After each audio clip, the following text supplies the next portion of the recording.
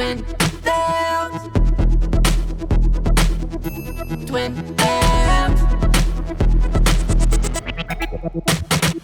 Welcome to another episode of Twin Films. This is episode 7, where we're going to be talking about White House Down and Olympus Has Fallen. My name is Ernesto Sandoval. I'm Drew Barnett Hamilton. Well, you literally just finished watching Deadpool and Wolverine. Glorious. I very much enjoyed. Yeah. Yeah, I loved it. Just classic summer blockbuster fodder, great action, good cameos. And for those that are being a bit snobbish about it, about Deadpool and Wolverine, sucking or not what they expected, get a sense of humor.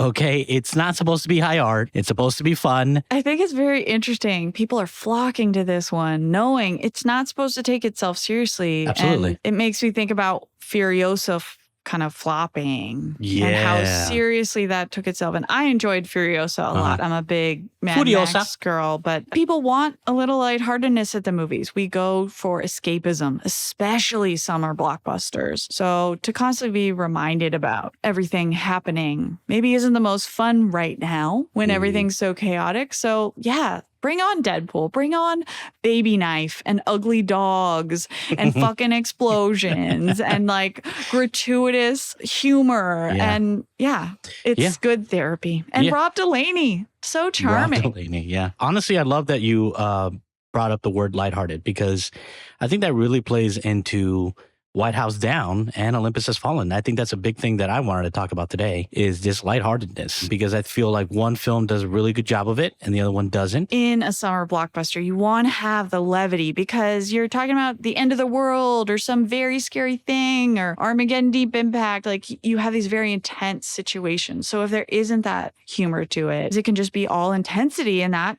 isn't always the most fun thing to go watch. I have gotten a lot of shit from certain friends in my circle about not choosing Armageddon. So hopefully I'm making the right choice today. I mean, yeah, you fucked up, but listen, we all fuck up at some point. It's all good. Don't worry about it. That was definitely a nostalgia pick for me. I'll admit.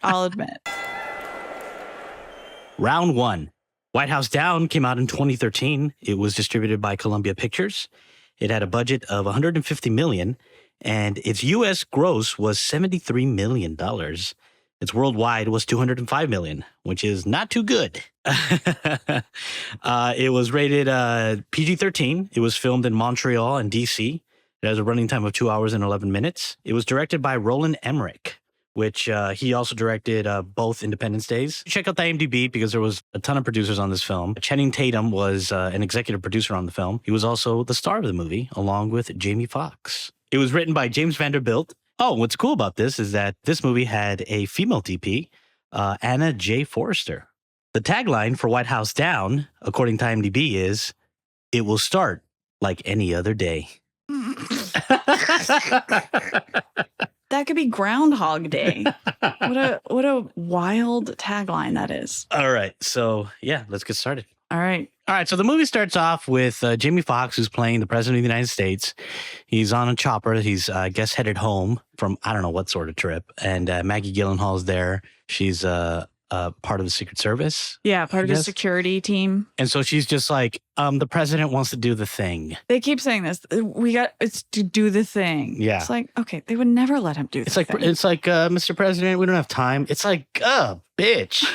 It's like, he's the president. Let him do whatever the fuck he wants. Abuse of power is cool. Just enable it. It's fine. God damn. And so anyway, the thing is, they fly low. They pass by the Lincoln Memorial, Washington, D.C. He lands safely. He makes a mention about the First Lady. Where is she? She's in Europe. Shout out to Garcelle Bouveau, Real Housewives. We love her. She was critically underutilized in this film. Yeah. Like, they clearly cut some scene with her, like, for time, because this movie is 2 hours and 11 minutes, which doesn't need to be. But yeah, it's like, why even introduce this character if all you're going to do is cut away to her in a hotel room once in a while? Yeah. Same thing with the daughter. They just make a note, like, when is she supposed to arrive? Like, later that night. Yeah. And it's like, okay. It's like a throwaway thing. And then it's the morning, and we go to James Woods. And James Woods is like getting ready for his day and everything. You see something where he has his like pin, like the American flag pin, and then he like takes it off. So you're like, ooh.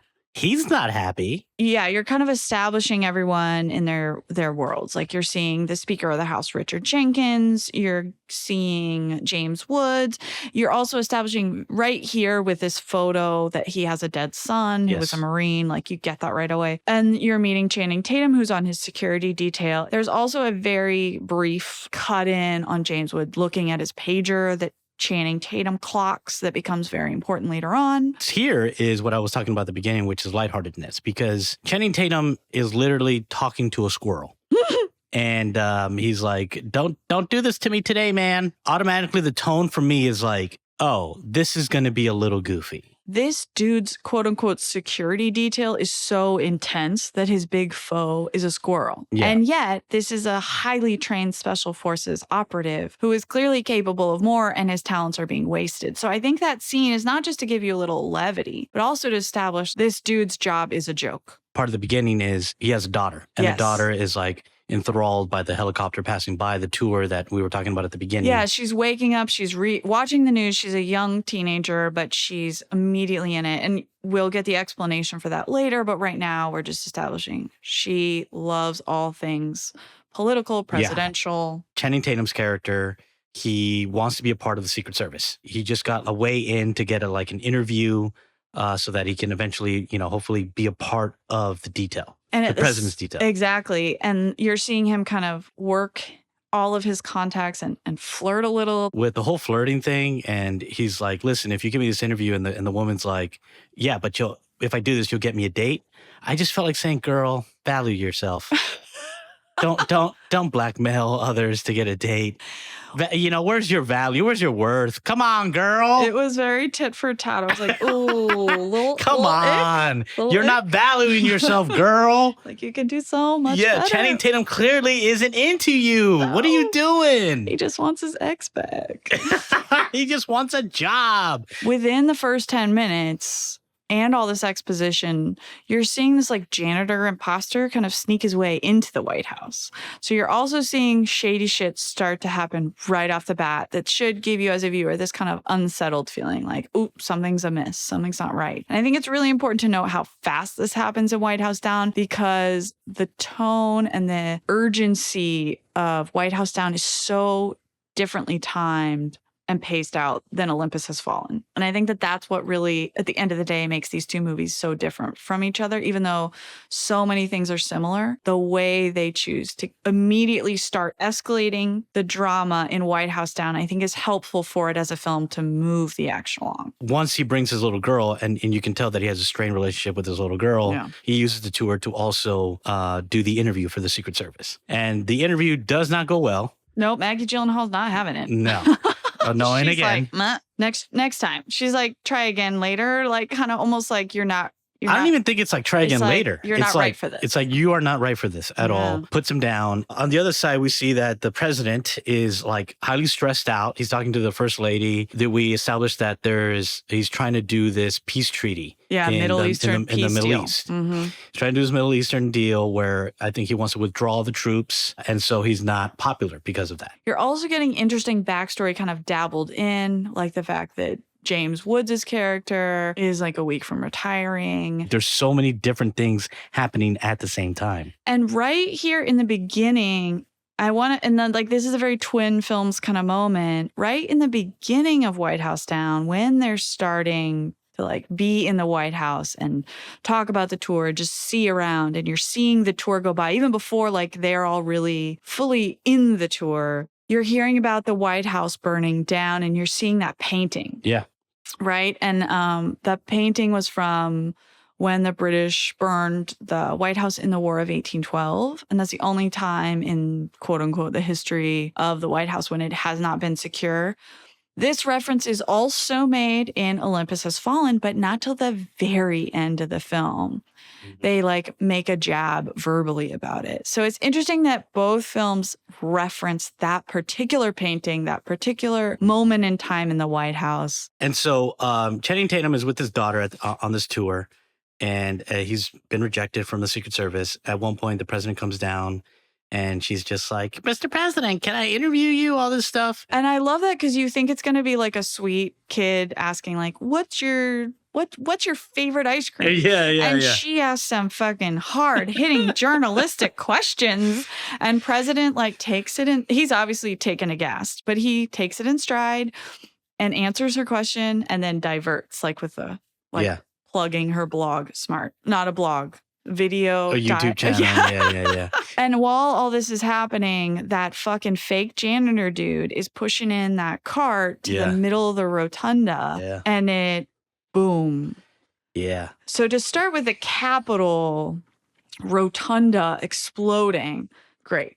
Classic Roland Emmerich. Honestly, that's a powerful image too. Just seeing that the Capitol building like just explode, it's like holy shit. Yeah. It's like pretty, man. It's a little eerie. I'll be honest. I was like, this is eerie. Like if this were like real, it looked a little too real. From there, shit just starts fucking going crazy. So the people that were working in the movie theater, they reveal themselves as a terrorist, and they start just going off on this like onslaught, killing every single member of the Secret Service. And the president is taken down by James Woods, who hasn't revealed himself as the villain. Yeah, because James Woods is he's the head of the Secret Service. He's like right? the security. Yeah, the head of security at the White House. Or whatever. And before this, he told Maggie Gyllenhaal to go home because she's part of the Secret Service. Yeah, that part's really tough because like he was basically trying to spare her like he knew what he was doing. She didn't know, but everyone had been working really hard, celebrating his retirement, and he's like, "Get out of here! You should go home, go rest." Later, he uses this against her because he's like, "I tried to tell you to stay away from here."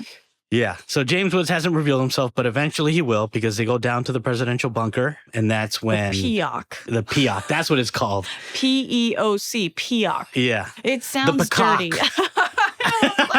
I just got out of Deadpool. My mind is in the gutter. It's PEOC. Don't think I'm saying anything other than that. And so finally James Woods reveals himself as the traitor, and the president's like, "What the fuck?" Or he doesn't say that. But then Channing Tatum is back to Channing Tatum. He's like, "I need to find my daughter." He's like, "She's taking a long pee. What's happening?" I need to find my daughter, man. And at this point, we are only like not even 35 minutes into the film, and they say, "White House down." Like, castle has fallen. The White House is down. Channing Tatum is a trained. He was in the army. He's a trained soldier, so he's not like some random dude. Yeah, you get that special forces. Yeah. You hear about his special forces experience while he's in the interview that he doesn't nail. But it gives you that nice backstory of like, oh shit, you like saved a lot of people. I think they did a good job with this character writing wise because I am on his side. I feel bad for him. He's rejected. He's rejected by his daughter. He's divorced. He's rejected from his job. And he's doing the best that he can. And he even says at one point, "I'm trying my best." Yeah. You know, and you can tell that even when he went to school, like it was a C average, but he's like, "I'm trying." Already, I found him relatable. Yeah. And I found him to be like, oh, this is someone, okay, I'm on his side. I'm rooting for him. And that was like kind of surprising to me for this type of movie. I'm like, oh, okay. Like this is kind of endearing. Yeah. And even though he's kind of goofy and fuck, dude, I'm kind of on your side. I'm rooting for you, you know? Okay. So thank you for saying it the way you just did. For me, this movie was Die Hard. Yes. I was about to mention that you brought it up first. Yeah. We talked about this last month. I loved Bruce Willis. Yeah. I am and will always be a huge Bruce Willis fan. And that era, I mean, Die Hard was so fucking cool. And it was so good because he's an anti-hero hero. Yeah. He's a fuck up. He's lost his wife. He's lost his job. Or like he can't even like... He can't do anything right. He can't do anything right. He is coming out to LA. He's a fish out of water. He does not belong in this fancy world he is put into, but he knows he has value. He knows he's good at what he does. And he knows he's capable of so much more than people give him credit for. And there are multiple times that this movie is Die Hard, including 100%. The elevator. Like, we'll get to it. Yeah. But like, there are literal references that feel like it is an homage in certain ways to Die Hard, including the way they make Channing Tatum's wardrobe exactly like Bruce Willis. And even like the villain, the guy, Jimmy Simpson's character with the glasses. I fucking love Jimmy Simpson and the lollipop. No, he's like excited about technology. Yeah, you've got the big goon guy. I think they really play into that well with Channing. Yeah, and I think it was 100% is Die Hard, and you can see all these elements, especially at play once Channing Tatum's character makes contact with Jamie Foxx, the president. When he saves Jamie Foxx and they become a team, That's when it really hits. He has someone who's on his side that's fighting with him. Yeah. And James Wood's character, what it becomes about is finding John McClane. Like, where is John McClane, you know? Yeah. And then eventually with the also parallel, in Die Hard, his wife is amongst the hostages. Yep. In White House Down, his daughter's amongst the hostages. And the daughter and his wife are trying to do things to help the hostages. So the little girl, for example, is like recording stuff. She's trying to, find a way to get out of this situation. And then eventually the villains find out there's a relation between the hero and someone in the hostages. Because of a picture or like the name, like he sees the name, and in Die Hard, they connect him with a picture that's been in the office. I also thought one of the big Die Hard parallels later, they hold Joey King, the daughter, Emily, hostage. And over the walkies, they're telling him, come out now or I'm going to execute your friend. And it's just like cocaine-fueled asshole who they do shoot, and they don't end up. It doesn't play out in the same way, but it is such a clear reference for me there because they're like, I don't know. Love all that. Yeah, no, I mean, there's so many parallels. It's almost like, and Olympus Has Fallen the same way. They're like twin films of Die Hard. Yeah. Like, it's so funny in that way. While Channing Tatum is in the elevator shaft and all that stuff's happening, down in the other area, like James Woods is coming in and like taking out all the important people, all the like next in line kind of people. Bad guy Jimmy goes in and says about that little command center in the bunker, "This is my Graceland." Oh, yes. Fucking love it. Emily's filming while she's being held hostage, and she's capturing some of these baddies. And that becomes really important later because she helps, like, it gets on the news. At this point, they're already starting to talk about the 25th Amendment right off the bat. They're like, take the president out of power. Kale has like gotten the president away from baddies, and they're back up in the residence. Right. I love this sequence because Jamie Foxx is like, I need some comfy shoes. And he goes to get different shoes. That's right. He's like, and he grabs the Air Force Ones. And they also do like a cheesy ass cut to Air Force One in flight. I'm here for it. Yeah, no, what I was reading is that this was clearly Obama inspired. Makes sense. Especially with the whole reference to him smoking. And him chewing gum. I totally missed that. Yeah, that makes sense. Nicorette. It's 2013. We just elected, and we're also in it. This makes a lot of sense. So there's a lot of, and even Jamie Foxx said that he used Obama as an inspiration, and just sort of like he's owning who he is. He is who he is. These are his plans. He wants to do something different. He's all about, if I want to make history. I really liked the line, and it may come a little later, but it's like, you don't set out to become a politician, you turn into one. Yeah.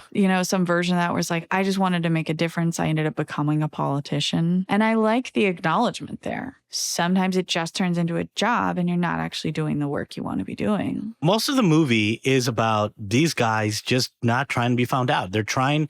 James Woods' character needs the president alive, and Channing Tatum is, juggling, I need to get my daughter back, and I need to save the president. And you have this massive, great action sequence where they're like, there's a chase scene on the front lawn of the White House. So you have this amazing action sequence of them in the limo, and they're like driving around, and they're being chased by the terrorists. And this is where they're being helped by a tank. And this is where we see our tank commander. Tank commander.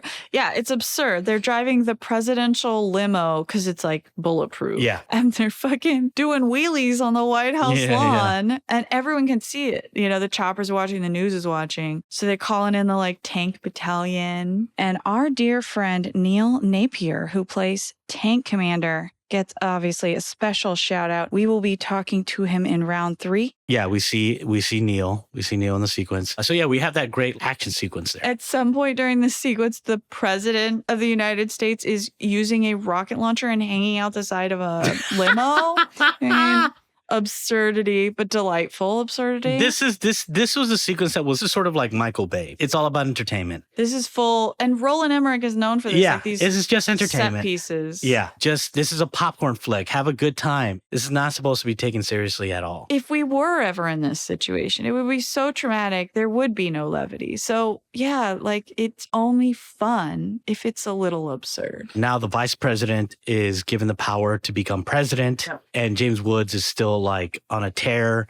to get access to these nuclear codes. It's always the fucking nuclear codes. Always nuclear codes. Always nuclear fucking codes. They had tried to escape the White House by going through the tunnels. This, for me, actually becomes one of the biggest plot holes in the whole movie that really irks me throughout because they can't leave the building because the bomb is on the door, right? Right. But later they get back in, no problem. And then Jimmy tries to defuse the bomb and it explodes him. So I hate that. Yeah. I hate that. I hate it so much. They keep talking about JFK sneaking in and out at Maryland and the tunnels, but you establish the tunnels are blocked and then you get them back in through the tunnels later. That really irked me about the film. Yes, for the most part, I'm just kind of suspension of disbelief here because this is also where you're learning about James Woods and even the terrorists are kind of within themselves a little at conflict and again, very diehard. Big Bad has a larger big picture umbrella agenda that involves a personal struggle and a vendetta. All the other baddies just want the money. So they're kind of at odds within themselves. And you see that kind of coming out here at this point in the film. Yeah, you know, it's funny. You just made me think of another plot hole, which was the reason they were on that front lawn also was to blow up the gate so that they could escape, at least let the president leave. Yeah. But even after they think they're dead, the president could have gone back out and left. Could have just like... Because Channing Tatum wasn't going to leave because he established, I'm not leaving without my daughter. Right. He's got the daughter to go back for, but he obviously just wants to get the president out. Yes. Yeah, you could have just snuck him out there. Yeah. Yeah. Because that's what's happening in Olympus Has Fallen. Yeah. Dude goes in, gets the kid out, which honestly, though, I think is a mistake because the reason the tension is high the whole time is because they're all stuck there together. And at the end, it's all going to explode. James Woods' character is able to launch some fucking missiles that like strike down the Air Force One, killing the vice president. And then the next person who becomes next in line is Speaker of the House. And Richard Jenkins becomes the president and he gets the nuclear codes. Every time they try and launch some kind of attack to like go in and take back the White House, it fails. Like they're just not able to. And even Kalo's on the inside trying to warn them, like, don't come. They have this thing and they don't believe him. That happens in both films as well. Yeah. Because there's some advanced weaponry that they have that the inside person is trying to warn them about. Yeah. They don't listen and like a bazillion SEALs go to their death. They capture Kale's daughter. They use her in order for him to give up the president. And then the president comes out instead and he goes, I'm here. James Woods is like, I need you to open up the nuclear football. He goes, fuck you. Yeah. Oh, yeah, that's right. That's right. That was so fucking ridiculous. James Woods' character is like, we have to finish the mission. We have to go in and like take out all of Iran. And the president quips back and is like, but they didn't find nukes in Iran. And James Woods doesn't give a shit. He's like, so we'll put some there. Yeah. Like and that's when he's telling you what his plan is. Like inadvertently, they're kind of telling you right there. This is where you see that he's deranged. Yeah. He's not trying to do something rational. And even his wife at this point heard what he was trying to do and was like, good job, baby. Go do it for Kevin. And it's like, there's no stopping his agenda. This is when you see how truly unhinged the plan is. Yeah, because he wants to launch attack on the Middle East. For what purpose again? He wants Kevin, his son, to be the last American soldier to ever die in this conflict. Oh. And his solution to that is to nuke Iran. Got it. To nuke the Middle East. Got it. So no more Americans can die in the Middle East. We're going to genocide the entire Middle East. Like, sure, math. This is mathing. And I think there was at one point where he tells one of the terrorists, he's like, don't take things so personally. And he's like, this coming from the guy who's going to wipe out the Middle East. Yeah, right. You're telling me not to take it personally? And so he needs the president to open up the football. And then he's like, it's going to be useless. The nuclear codes have changed. And he's like, you let me figure that out. And then it was funny, too, because I was watching this with my sister. Once Richard Jenkins is like, I need to make a phone call after he gets the nuclear codes. My sister was like, it's him.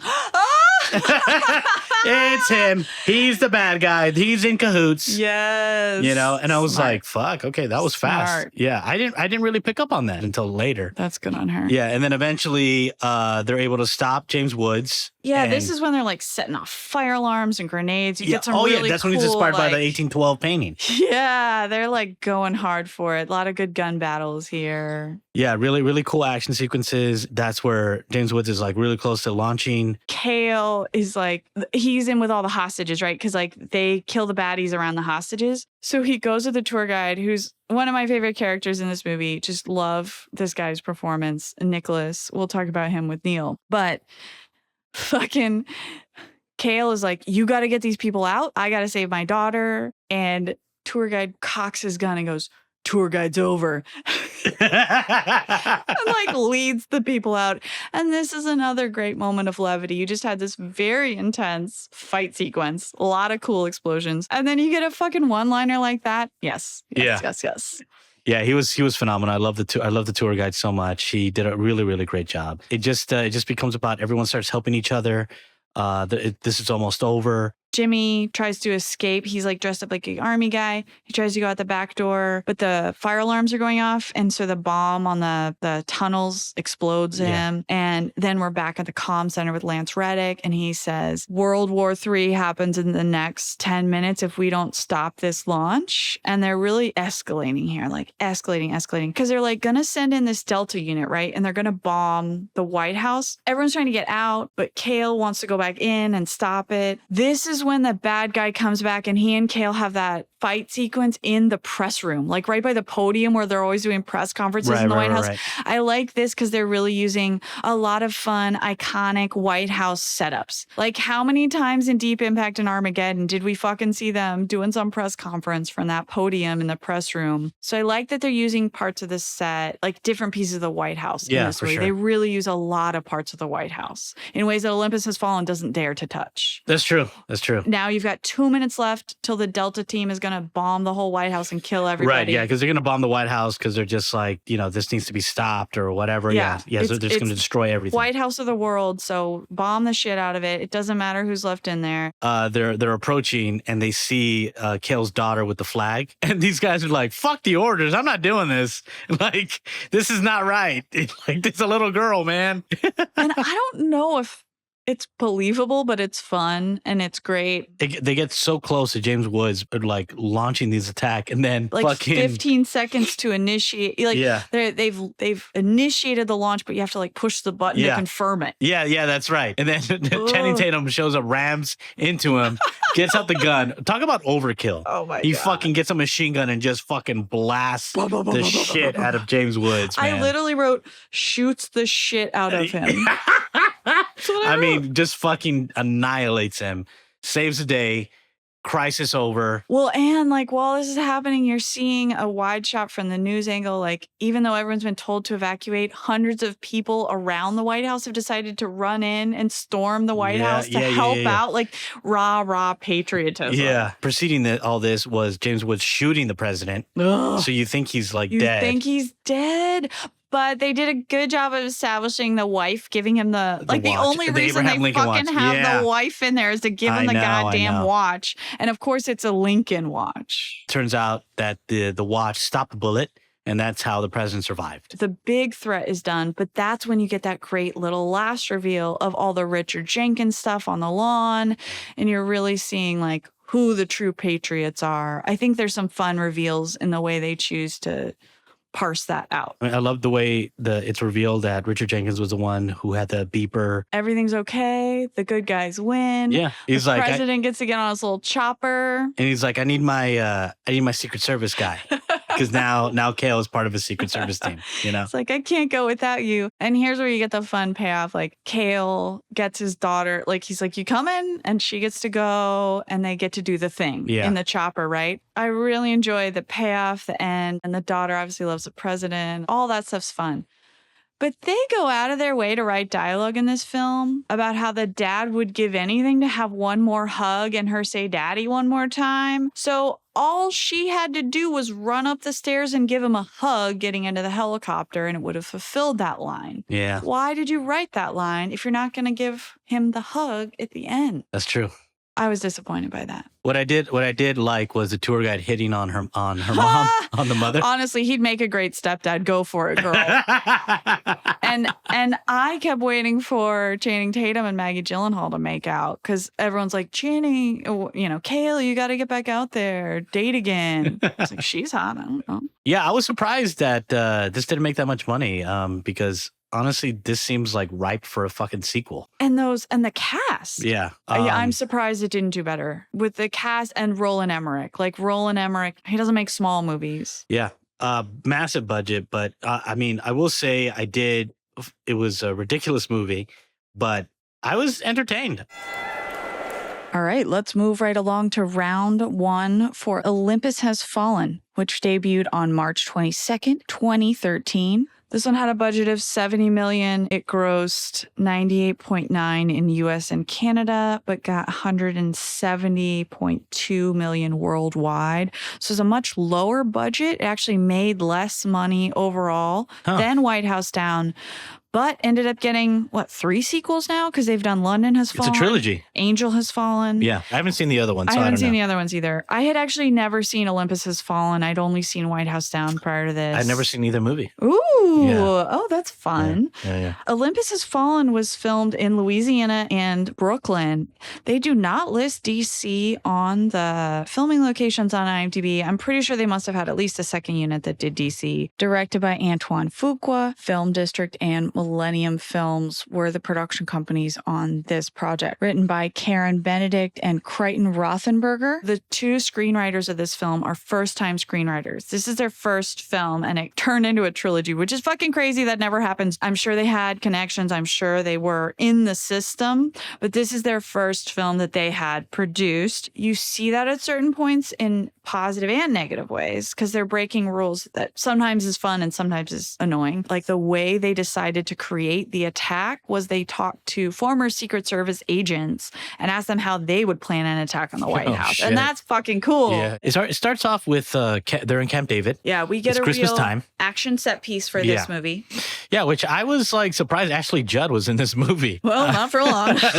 not for long, but especially because of that, I'm like, wow, they really got a big star for this kind of like small role. They fucking Drew Barrymore'd her though. Like they Drew Barrymore'd her in Scream. Like you established that Gerard Butler is a Secret Service agent. Yep. You're also establishing that Forbes, the Dylan McDermott character, is about to retire. Yeah. The president and the Secret Service guy are like really bonded. They're really good friends. He has a good relationship with the son. Mm-hmm. So everything's like all lovey-dovey and shit. You're also learning here that the son and Mike have their own, like, Mike's quote unquote training him to be a Secret Service agent. Like, you hear how the kid knows how to get in and out of the White House. Oh, he knows yeah, every yeah, step to take to get to a certain place, which is really important to establish here, because there's not a moment later that gets to get established, because we don't see Connor again until he's in the walls. Right. So, so it's establishing a lot of the characters, a lot of information. And then there's this like horrific fucking car accident. Yeah, they're trying to go to some fundraiser event around Christmas time. It's icy. The fucking limo goes off the fucking bridge and they can only save Prez. And it's also brutal because it doesn't just go down in the icy water. The like river frozen over and the limo just like crunches onto the icy river. Oh, that was not a good way to go. Yeah, it's a horrific accident. The first lady dies. Then 18 months later. Yeah, that's a crazy smash cut. You get the Chiron. There's tensions with North Korea. They're about to have these big talks with like the Koreans. You're seeing that Mike Banning has a new job, and you kind of learn that the president just can't look at him because like it reminds him of what happened, and he's not a Secret Service agent anymore. He has a boring job at the Treasury. Can't be that boring. It's a fucking Treasury. That's still cool. And he's like ignoring his nice wife, who's a nurse. You're kind of trying to see where everyone is now. Yeah. So obviously, and he's unhappy. He fucking loved being in the Secret Service. Yeah. So he's like bummed out. He wants back. He wants back. But he's begging Angela Bassett. His buddies are, okay, man, well, why don't you come out? And he's just like depressed because he understands what happened. That he also feels like a failure. He failed the president, failed to do his job. The South Korean prime minister is going to come visit the United States. Yeah, and he's arriving for talks. And this is also when you learn that Dylan McDermott didn't retire after all. Forbes is now working private security, and he just happens to be for the prime minister of South Korea that's coming to the White House for the day. And this is where the pacing kind of gets crazy for me. Because not only did you just have an 18-month time jump, but now you go from like 5 minutes of this into the White House being taken down and president going into PR. I know. Right away. Like so fast. But it's also like, I call bullshit because of the fucking airspace with the Koreans going into the airspace and they like take down these 2 planes immediately. There's so much going on so fast. It was frustrating to watch because you see the Koreans attack, blowing up these buses and shooting everyone. There is zero response team. Not even the DC police? Yeah, like what the like there's still other responses going on within those 15 minutes. It's tough too because you're telling us two different things. So like the response is 15 minutes, but reminding us so many times that this is the most secure building in America. Yeah. Well, I don't know who these fucking schmoes are that you've hired as your Secret Service, but they are all garbage and they all got shot immediately. Yeah. And nobody's wearing bulletproof vests. Yeah, and then, Gerard Butler's character, he's like invested in this. And so he runs down there. He's, trying to get involved and he's able to get into the White House and figure out what the hell's going on. And he's seen all his Secret Service pals being fucking murdered and killed. It goes back to the difference in tone between this movie and White House Down. This movie is trying to be gritty and realistic, and there's no levity when you're killing dogs. No, it's not lighthearted. It's a very serious approach, but you're also doing something fucking preposterous. So maybe tone it down a little bit, You have that moment where one of the Secret Service played by Cole Hauser. Yeah. Where he's the one who says, Olympus has fallen. Olympus has fallen. And then he also says the White House is down. It's like, oh, okay, but you just said Olympus has fallen.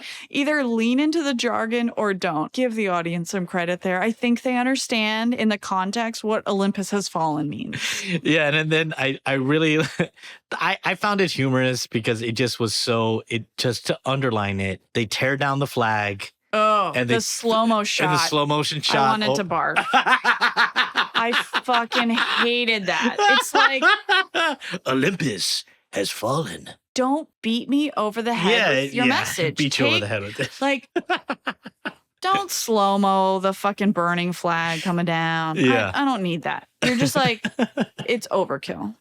Yeah, and we go to the PIOC, and that's where we see Dylan McDermott has betrayed the president, and the fucking villain, the main villain, starts killing off members. He kills the fucking South Korean minister. Boom, boom, boom. Like they're just like killing everybody. You're also learning here how much of a traitor Forbes is, the Dylan McDermott character. Yeah, Dylan McDermott's such a little bitch in this movie. He plays such a good villain. I always love it when he's a baddie. And then this is where they also established that they need the son. They was like, where's my son? Like Connor. The president, when he first gets in the bunker, is very concerned about his son, but immediately it's not a conversation anymore. There's also a weird throwaway line where Forbes says to the president, well, there's a reason I never voted for you. And they never fucking pay that off. And it annoyed the shit out of me. But like one of my issues here is they establish tension and then they take it away. They establish a new tension and they take it away. You got to keep escalating the issues that your hero is facing because otherwise the momentum gets lost. Yeah. And for me, one of my biggest problems in this movie is they repeatedly bring up issues that they resolve very quickly. And Connor is number one with a bullet. He has to give up the codes because they're going to threaten his son. Then Mike Banning finds the son, gets him out, just gets him out right away. To top it all off, he didn't even need the president's nuclear codes because they were always planning to hack the third code because they knew the president wouldn't give up the code. So why were they trying to bother to kidnap the son if they didn't need the third code? Make it make sense. I'm 100% on your side. They might as well have just not written the son. He should not have had a son. They spend so much time threatening these two members of his cabinet to get these codes, and you're already thinking as an audience like, oh shit, what's gonna happen with the son, all this stuff. Yeah. And it's just like, and you never see it. And you never. It doesn't happen. It. Also, the stuff with the villain. I don't know about you, but I still don't know why he was doing what he was doing. No.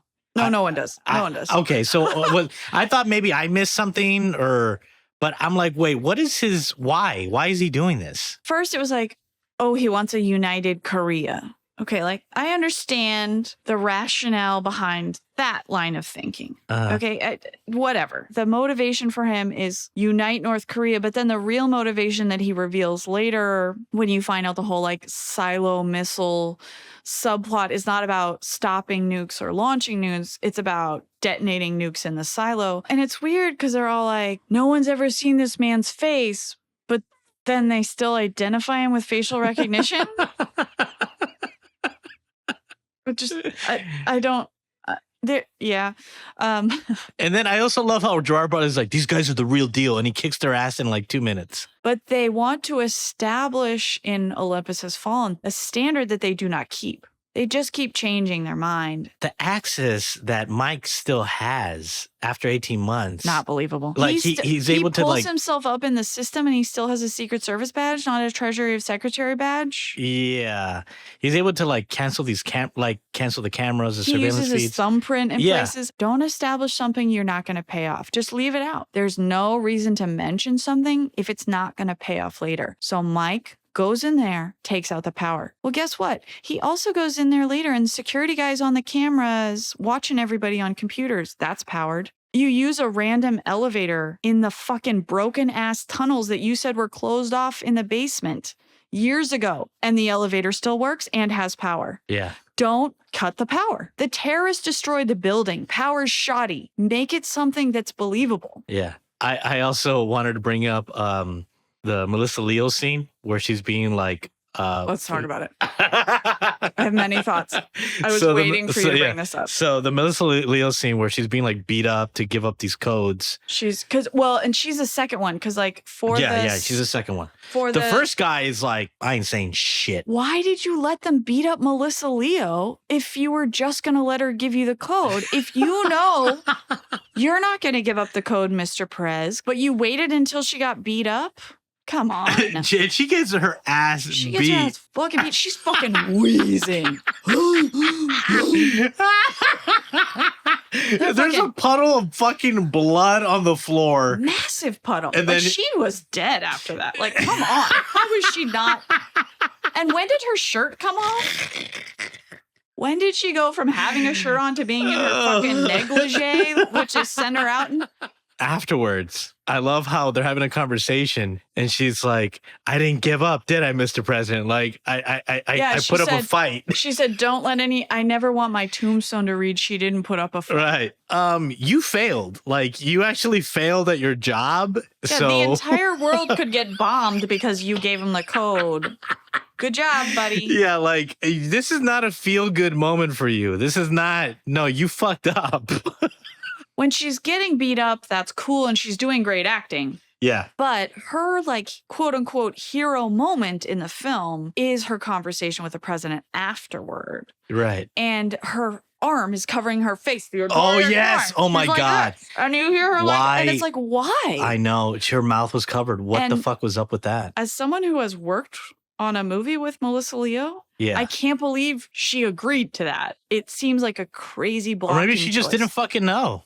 No, she fucking knew. Like, that woman is so aware. I mean, when I worked with her, she was on Oblivion. She is a person that takes control. And the most fucking boss thing ever was that she wasn't getting the awards push that she wanted, that she thought she deserved for that role and her work in The Fighter. And she hired her own photographer and team and shot her own beauty campaign and put this stunning ball gown on and made her own awards campaign that year. Oh, wow. I didn't know that. There's no way she wanted her face to be covered for that big scene. Like, you're seeing Aaron Eckhart's face the whole time, and he is also zip tied. So I really just don't understand that choice. This is when Kang, the bad guy, gives the ultimatum to now acting President Morgan Freeman, who had been the Speaker of the House. He says, you have an hour left. Like, you got to get out of the demilitarized zone. You got to pull the 7th Fleet out of, like, everybody out of Korea. And I need a helicopter on the lawn. And they're establishing at this point 1 hour till the helicopter. Like, the movie's almost over at this point, and you're saying an hour left. I'm like, oh my God.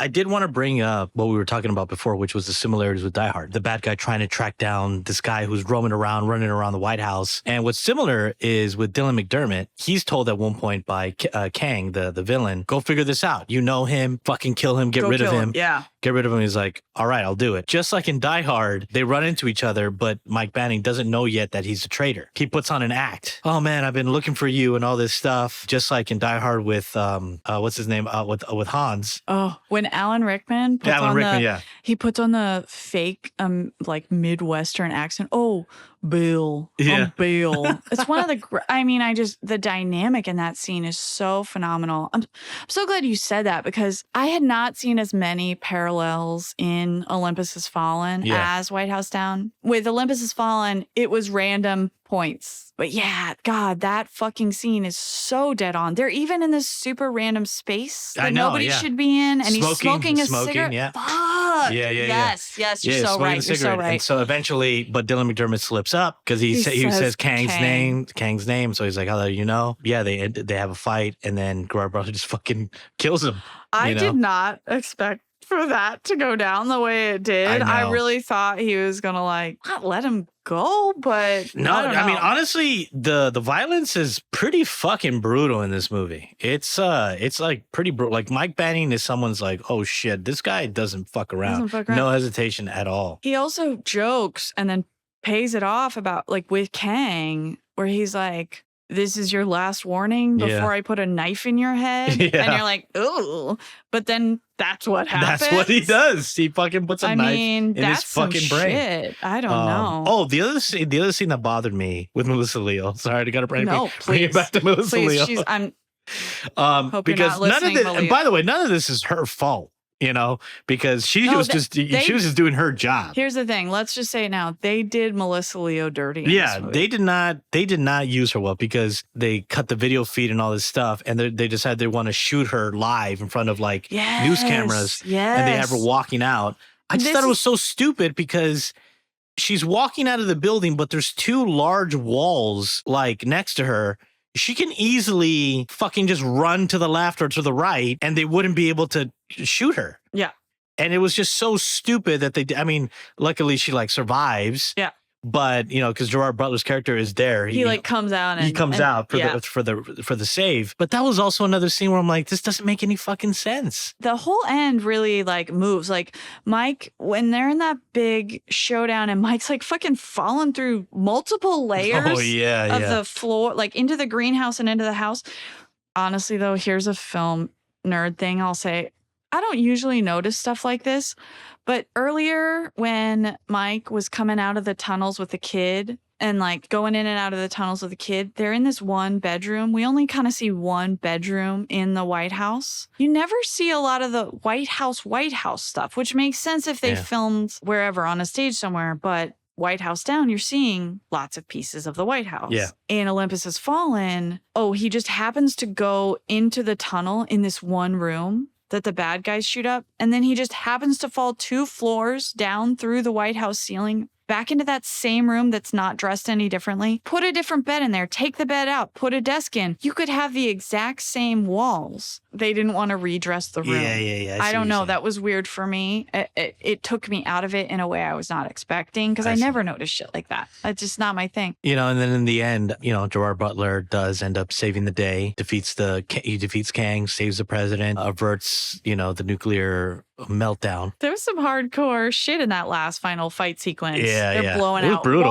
walls. They're like getting out of the bunker. Again. And just like in White House Down, the president shot too. Yeah. I like that they wait to reveal that. They're like kicking ass together and then he slows down and looks all pale. Shout out to makeup there. Yeah. Because Aaron Eckhart is so pale and that's when you realize he got shot. Great scene. And then, it was a really, really great fight scene. He fucking stabs him in the brain like you said. He love a good knife fight. But what I was going to say was that, I don't know, I was a little bothered by how slow it took like Gerard Butler to get to the Peacock. Yeah. Like, why is he so slow in getting there? I was like, is there an obstacle? Is there something in his way?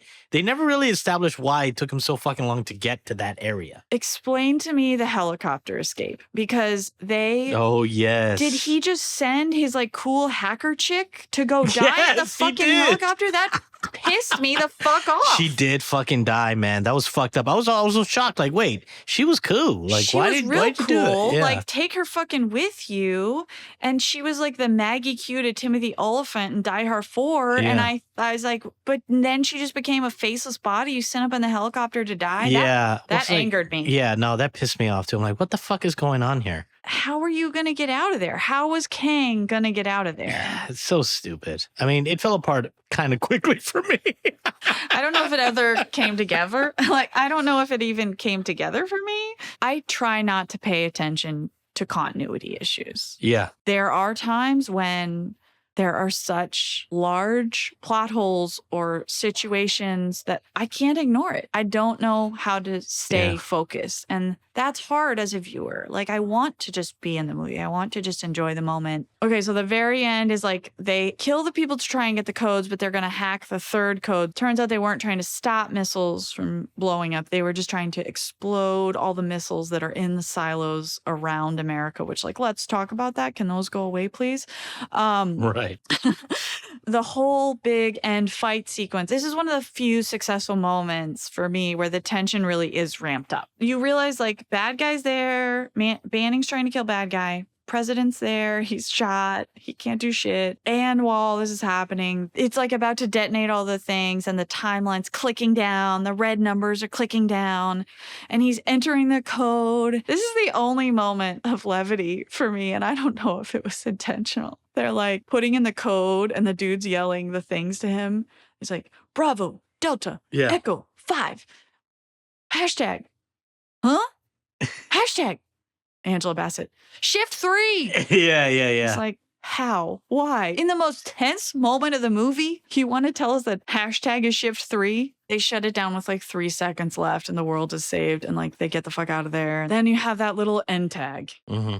And you're like, here's where everyone is now. I didn't need the end tag. Yeah. And the gratuitous like voiceover and the fucking flag being raised again. It was as corny as the flag going down the first time. I'm morbidly curious to see these other movies, but don't know if I am enough so to actually pay to rent them anywhere.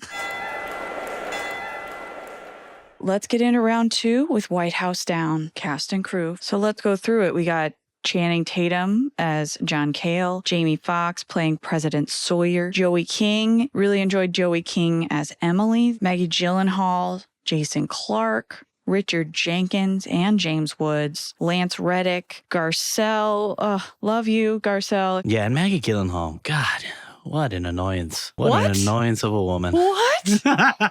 You mean what a hotness of a woman? Are you kidding me? I love her in everything. I don't want to talk too much shit. Did you not see Secretary? Secretary is amazing. She's incredible in that. Donnie Darko? But no. I'm not talking shit about her as a talent, okay? But she can play annoying a little too fucking well, okay? You're like, it hits too close to home? Yes, my God. She's just so annoying. Like, she just plays it so well. That's how talented she is. I don't want to, fail to mention, like, Lance Reddick. Oh, Lance Reddick, he passed away recently, which is brilliant. such a loss. And he's just so phenomenal in this film. He plays a general. Some other people in White House Down. We also had Jason Clarke. Was one of the bad guys. He played Stens. Jason Clarke is everything he does. I swear to God, he's just so fantastic. He plays both roles so well. He plays a villain really well, but he also plays like just that tough guy really well. Every time that dude's in a movie, I just know it's going to be fucking fantastic. Jimmy Simpson with his little like lollipops and his little, I don't know, really enjoyed him. And the other bad guy who I really fucking love and I want to see more of is Kevin Rankin. So Kevin Rankin's the guy that's like, kind of when Jimmy Simpson is coming in, he's the like military version of that. That's like breaking into the White House. And he's always got on the vest with the tank top. And he gets like murked in the big shootout in the like opening lobby area. Yeah. He, for me, is a standout on so many shows like Big Love. He's a Breaking Bad guy. But I actually know him from my days back on Friday Night Lights. And I'm a huge fan of. If you don't know Kevin Rankin, he's great. Like, look him up. Round 2, Olympus Has Fallen. Cast and crew on this one, again, really stacked cast. You got Morgan Freeman, you got Angela Bassett, Gerard Butler, as well as Dylan McDermott, Aaron Eckhart, just a ton of great drama and action stars across the board. Really interesting blend here. Anthony Fuqua originally wrote the role that went to Angela Bassett, the head of the Secret Service. That was originally a male role, which makes sense, especially given this movie and this time. But Angela Bassett auditioned for the role and he rewrote the role just for her. And the reason she wanted to do the movie so bad, she specifically said she really wanted to work with Morgan Freeman in her career. 100%. So it must be so much fun for her. She's literally just like sitting at the table with the President Freeman half the movie. Yeah. That's amazing. Melissa Leo, who's the Secretary of Defense, she had to wear a wig and stuff because she had to keep her character continuity I see. from Treme going. Yeah, I don't feel like I've ever seen Rick Yoon in anything before. He played Kang in Olympus Has Fallen, and I quite enjoyed him. I thought he was like a fun baddie. I feel bad for that guy because I feel like he's always being cast as the bad guy, which is fucked up because he's a talented fucking guy, man. It's probably fun, but like I would imagine you probably get typecast in a villain pretty quick. Yeah, because like, he was also the fucking villain in Fast and the Furious. Yeah, that's right. Yeah. That's right. So I kind of like, that's why I'm like, man, this guy just keeps getting cast as like this fucking villain.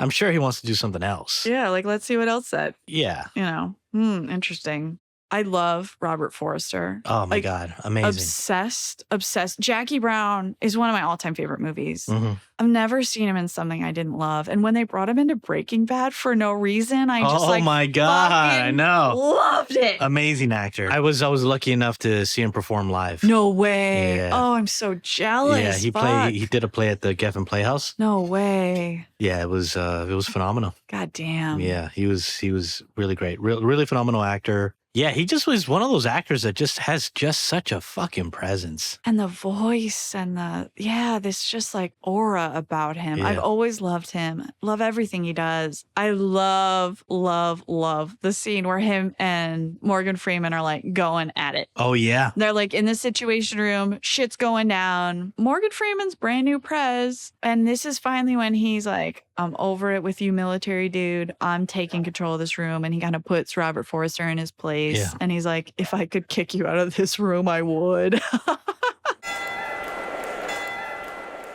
For round 3, we're bringing in a guest panelist. Neil Napier will be joining us. Neil and I just worked together on a film called Stone Cold Fox, which hopefully will come out next year. On Stone Cold Fox, I was working in the production team, and he was working as a location manager. As you know, in Hollywood, we all love a side hustle. We all like to wear multiple hats. So Neil not only is an amazing location manager, but he also has a great, prolific career as an actor. You'll recognize him from White House Down, where he explodes off the screen literally as the tank commander. He also starred in the show Helix, an underrated gem. Cannot say enough. If you don't know the show, go find it. Really looking forward to hearing Neil's insights about the casting process, auditioning. We're going to hear all about Neil's career, how he ended up acting and doing locations. I started my acting career when I was about 30, and it started with spinal surgery. And I was laid out for a little while, and I'm from Montreal, Canada. Mm-hmm. And a friend of mine came into town who's an actor, and he came into town from Toronto. And we were just sitting around my place as I was convalescing from spinal surgery, and we were going a little bit over our past, and we both did a lot of drinking and all kinds of fun stuff in our pasts. And I was going, I used to climb bridges and like jump off moving vehicles and played contact sports, football, hockey, and rugby my whole life. And he's like, you should get into stunt work. I was like, oh, that's a great idea. While you're laid up from back surgery. That was the idea. Yeah. And so I wasn't quite ready to start training for that, but it set me off on a bit of research and kind of what training I'd have to do. I met a stunt coordinator in Montreal that I knew. And he was saying, well, train for this, with this person, et cetera, et cetera. Until I could start doing that, I decided, well, why don't I go to a couple of auditions? And there was like a free monthly newspaper that had open auditions in the back. So I went and auditioned for a play that I didn't get. And for this no-budget action film, I was offered one of the leads. Nice. And so I called my buddy Andrew. Right off the bat. Right off the bat. Wow. Yeah. Wow. And I called my buddy Andrew. And I was like, hey, Andrew, so I auditioned for this film that I assume the director gives a shit about. Yeah. And he's offered me one of the leads. And he's like, oh, that's great. I'll go, yeah, except I'm not an actor. I feel a bit like a fraud. And he's like, well, if you want to be an actor, get used to that feeling. And I think work begets work, right? So I was always working on some little project and not making any money, but I figured I was training on someone else's dime. Can you tell us some of the credits? Yeah. Some of the movies that you've been Give on? us some of your Yeah. credits. Well, cool thing about Montreal is like I've done a lot of like smaller parts on really big films. So like White House Down is one of them. 300 is one. X-Men Days of Future Past is one. That's cool. Riddick, like that third Riddick. Immortals was a really cool one that I had a really cool role of Beastmaster, and basically King Hyperion's intelligence officer. So I was Hell always yeah. working with a hawk. I always had this beautiful hawk on my arm. Oh, that's so cool. Damn, that's Did a so couple of cool. seasons of a sci-fi show called Helix. What? Have you seen that? That's why you looked so I play familiar Billy to Campbell's me, brother. Neil. Neil, we worked together for a month and I didn't know this about. No, yeah. I saw you that first day on set and I was like, have I worked with that guy before? Because that happens all the time. Yeah. We work with some grip and you're like, oh, I remember you from Boba Fett. Like, Yeah. cool. That happened on that. And the that- context, I was working as locations on your film, not as an actor. But So you gave me immediately the I've worked with you Yeah. before vibes and I could never place it. there it is. I fucking loved Helix and I was so upset when they canceled I that know, show. right? We had some cool shit set up for season 3. Yeah. Fuck, Oh, that show shit. was so underrated. And like, I was a Battlestar Galactica Okay, nerd. right. Like, so I love Luciana and yeah.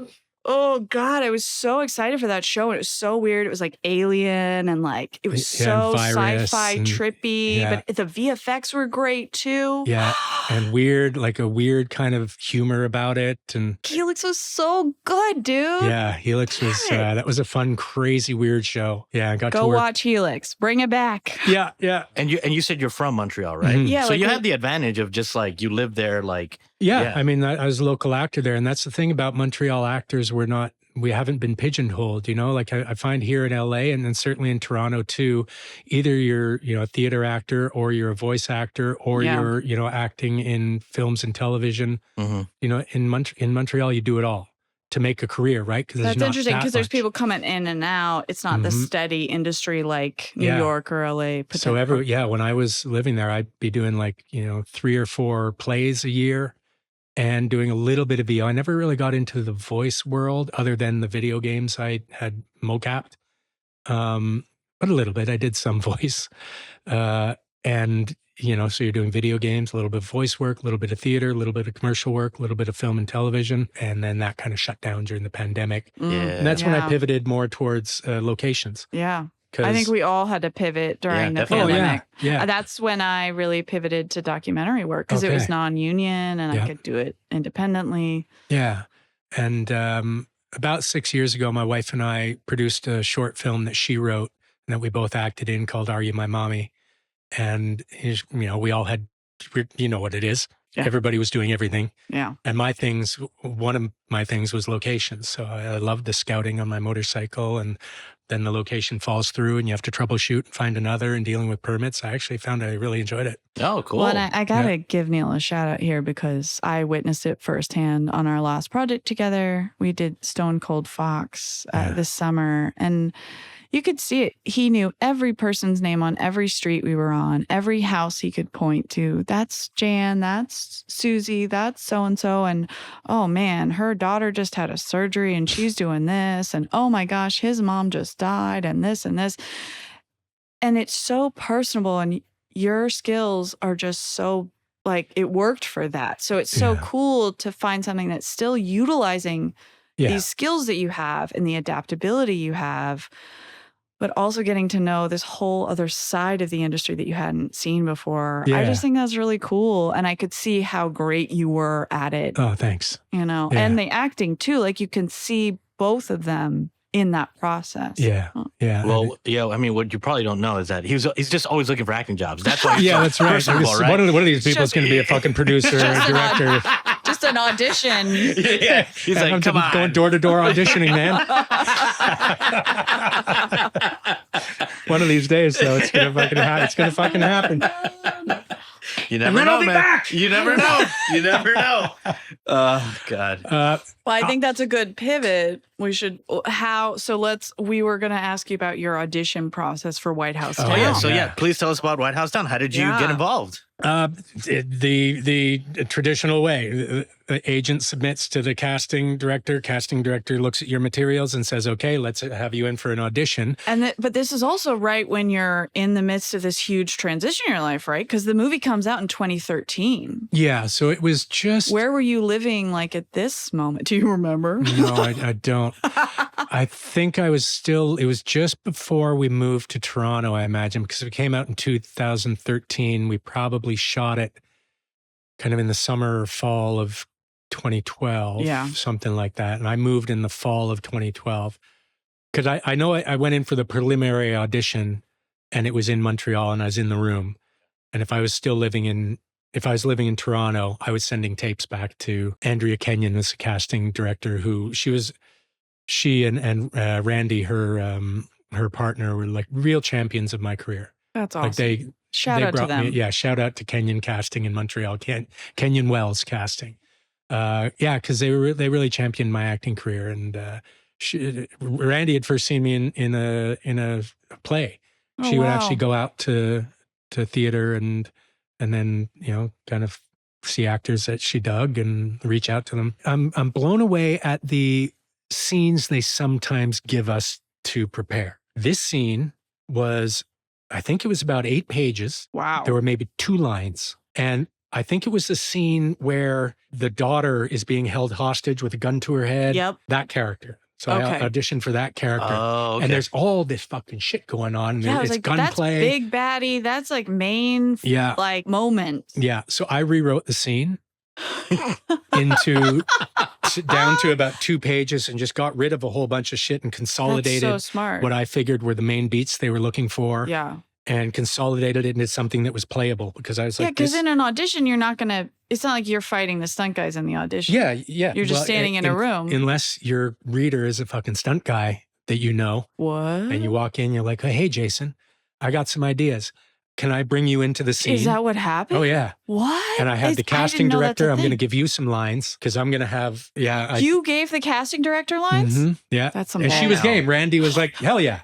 Well, that's you have that. I have that You have a relationship, yeah. relationship with him. That makes sense. Where I came in, I Don't do rewrote that these 8 pages. otherwise. And because it was like page and then like arrow to the next page and then cut that off and then arrow to the next page. So I just put it in Final Cut, That's or smart. Final Draft, and rewrote it, like totally rewrote it. Wow. Yeah, dude, because while wow. you're preparing, the last thing you want to do is be flipping through 8 Yeah. pages while you're in your house. And cut out some stuff that you don't need. And I probably added a line that would help connect a thing Mm. to the next thing. And, and I don't want to be miming. So I pulled Jason in and so I could put my arm around his neck and really shake him up. And, because he was there, I didn't want him because there were 4 characters and somebody on the radio. It's crazy. Yeah. It's like a crazy scene to do. Yeah. And Brandy had a good time and we just had a blast, right? Let's do this thing. And then they offered me Tank Commander or whatever. Tank Commander. Because I think that role went to somebody who had a higher profile than I did, for sure. It went to an American dude, and that happens all the time, right? Yeah. But obviously what you did in that audition, and I think that's what happens with a lot of actors, because I'm also I also do some commercial acting, not right a on. lot. It's even if you didn't work out for that role, you still did enough that they loved you, they remembered you, and that's why they kept you in mind for something else. Yeah, I think that happens a lot. So you just have to make some bold choices and commit to them. And but after that audition, did you feel like I nailed it, or I just had a good time? I always feel like I nailed it. Oh, okay. All right. Hell yeah. I love kinda the do. self-confidence. Yeah, I'm always baffled that I didn't get it. Hey, man, that's healthy. I love that. That's healthy, I man. love Because that. honestly, most of the time, most actors are like, I didn't get it. Or they're just self-deprecating. Well, that does but you gotta happen be bold. sometimes. Yeah, but you that got to be bold, and that's what you're doing. And Yeah. you're confident. But there's also ones that I've come out and I didn't nail it. I'm being a Okay. little hyperbolic, but I always feel like most of the times I did what I want. okay. And And I that's like- nailing an audition. I like what Okay, you're saying. okay. For you, nailing it is committing to that choice you Yeah. made. And I think that is something that people need to hear, because a lot of times they might think, oh, I didn't get the feedback I wanted or whatever. Maybe it wasn't my best. But at the end of the day, if you don't put yourself out there and kind of go for it, you're never going to get recognized, because Yeah. you have to make yourself unique enough from other people. So if Yeah. you never make that bold choice, they're probably not going to call you for any of those roles. Yeah. And I'm in a stage in my career where there's not been a lot of acting work in the last few years. There's been auditions and I've fucking crushed them and thrown them out in the universe and heard 0 back. Ugh, Do you know what I mean? heartbreaking. It is and it isn't. And there's a part of me that just has to go, look, I'm going to buy the lotto ticket. You know what I mean? I'm not counting on it to feed me right now. But I have access to the game and I might as well do it. And if I'm going to do that, I have to do it without resentment. And I have to just put myself out there and go, I have access to this. I'll buy the lottery ticket. I'll commit to that. Take me a day of work to shoot this audition. I'm going to have fun. I'm going to have it be what I want it to be. And then the rest is, it's above my pay grade to deal with that. Yeah, right. Damn, Neil, dropping some wisdom, man. Yeah. Dude, that's great. That's really great advice. Well, and Because good you're 100% right. I mean, you just have to put it out there and then just let it go. Yeah, and I mean, look, the state of the industry right now, for a lot of reasons, is not favoring my career. it's not favoring anyone's No. career. Yeah, and that's It's just hard. It's hard. and Right it's just true. And that's so I can either be in conflict with reality or an acceptance of reality. But so they call you up. Like, what was that call? I just got a call from my agent going, I don't think I had a call back for this. I think it was just that. And then they offered me, that happens a lot. You go in and then it's a smaller role. So how far from the audition that you got that call? It's probably a couple of weeks. Oh, okay. Yeah, Okay. It wasn't that long. I get a call from my agent. She goes, they're offering you tank commander. It's this many days at this rate, which is usually scale. Yeah. It might have been a little more than scale or whatever. And, what do you think? I'm like, yeah, of course. Great. Yeah, I'm always happy to work. Maybe it was 3 or 4 days on set. On stage? Were you all stage work? Yeah, that was all stage work. That yeah. felt like, if it's Montreal, it's got to be stage work for that White House. Yeah, set. I wanted to ask you about that. So, because I was really impressed when I found out White House Down was shot in Montreal in like studios, because it looked like they shot it like here in the States. Yeah. It really felt like DC. It really felt like did. DC. Really good fucking work. Montreal is incredible post houses, like CGI and special effects in Montreal. It's world class. That was all studio. That was all down at Mel's studio. Amazing. So you were shooting in front of like a blue screen or green screen? Yeah, well, a set and green screen Got it. behind it. You know Okay. what I mean? I think they had the facade of the White House built up. It was a pretty Yeah. big set, but then all green screen to key in the rest of DC and whatever. We might have had a camera with this in a tank. Wow. I don't know if it was a flyaway side or not. Yeah, I'm like, how do you put a flyaway side on a fucking tank? Yeah, I remember a funny moment with Roland Emmerich. It's crazy shooting something like this, right? And he Yeah. does so many blockbusters and stuff. And when we were just standing together, just kind of looking around, and he's like, "Why the fuck do I always do crazy blockbusters like this?" And I'm like, "I know, right? When are you going to shoot your little indie?" And he says, "I did Shakespeare in Love, and it tanked." Wow, that's awesome. That's hilarious. I mean, And I it was did like, also oh, right. win many Oscars. It did win Yeah, many I mean, it Oscars. So I don't yeah. think you can call that a tank, Yeah, but but it's it funny that didn't he's do well at saying the it box office. tanked to the I tank see what I commander. did there. Yeah. Not sure if that's how he framed it, but it was a real chill, really fun experience. Roland Emmerich was like really generous and just real laid back and Cool. was easy to work with and didn't require a lot of direction as tank commander. What's it like getting blown up? Same old, right? You get blown up once, You get blown up 1,000 blown times. up 1,000 times. Yeah, because I imagine what I'm curious about is that, what is it like to be there when there's all this shit's just going off, Oh, it's man? awesome. So Yeah. you're just like, is it riveting? Is it like, yeah, it's fun to be a part of that. It's fun to be right in it and playing within that. And that's kind of the cool thing about having done the types of films I've gotten to be a part of in Montreal. It's just amazing the resources they have for things like this. True, like I never get over it. yeah, Just man. like these big blockbusters. I remember Olympus Has Fallen coming out, and I just shot White House Down. I saw an ad for that. I'm like, for a second, I was like, oh, I didn't know Gerard Butler was in. Like before Olympus Is Falling had come out, like on the screen. I was like, is this the thing?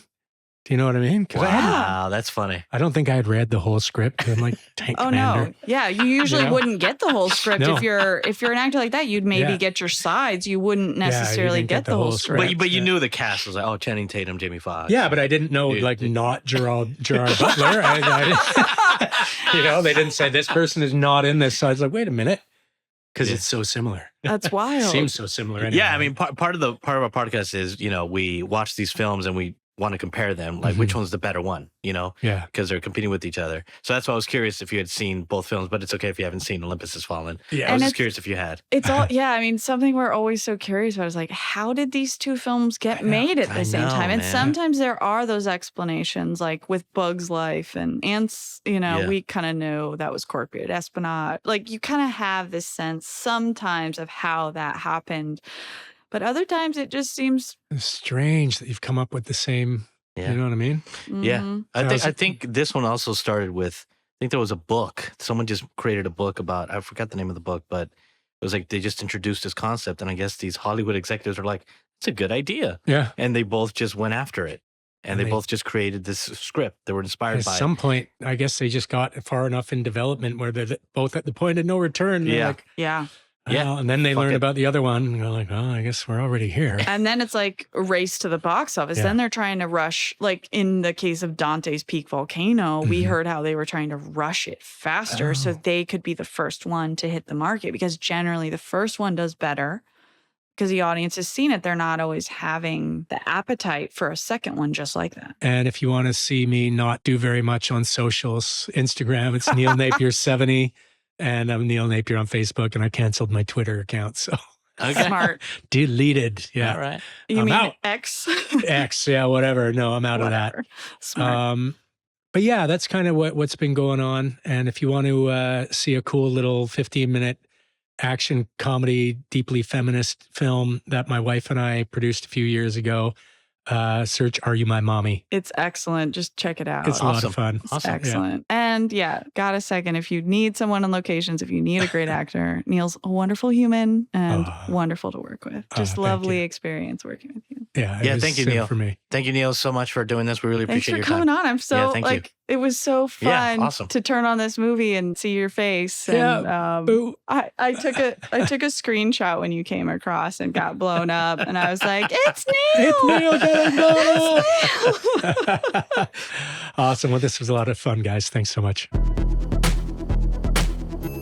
And the winner is White House Down. White House Down. White House Yeah. Down. It's funny though, because I wouldn't say White House Down is a particularly incredible movie. No. I'm always, as a viewer, as an audience, you want to be entertained. And Yeah. I think it just wins. It just wins because it entertained me. Yeah. You know, it was goofy, it was absurd, but it was it felt like a ride at certain points. You know, the sequence where they're in the limousine with the lawn and the tank and all that stuff. So good. It just felt like this is fucking fun. This is exciting.